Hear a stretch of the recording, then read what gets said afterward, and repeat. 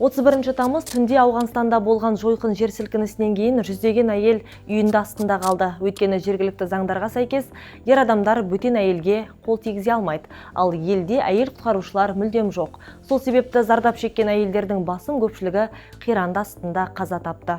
Бірнеше күн бұрын Ауғанстан билігі 31 тамыз түнде болған күшті жер сілкінісінен кейін тірі қалғандарды іздестіруді аяқтады.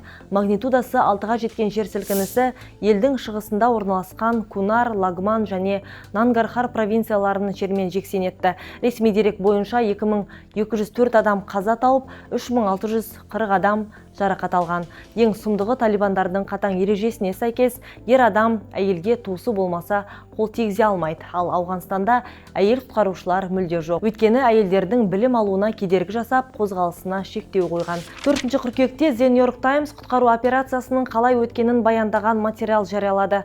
Құтқарушылар ерлер мен балаларды үйінді астынан тез шығарып, оларға алғашқы медициналық көмек көрсетіп, эвакуациялағаны айтылады. Ал әйелдер мен қыздар тіпті ауыр жарақат алғандары да құтқарылмаған. Ауған әйелдері 21 ғасырда қоғамдық өмірден толық ығыстырылып отыр. Олар мектепке, университетке бара алмайды, жұмысқа шыға алмайды, қоғамдық орындарға кіре алмайды, тіпті қала ішінде ер адамсыз жүре алмайды. Киімдері мен дауыстарына да қатаң шектеу қойылған.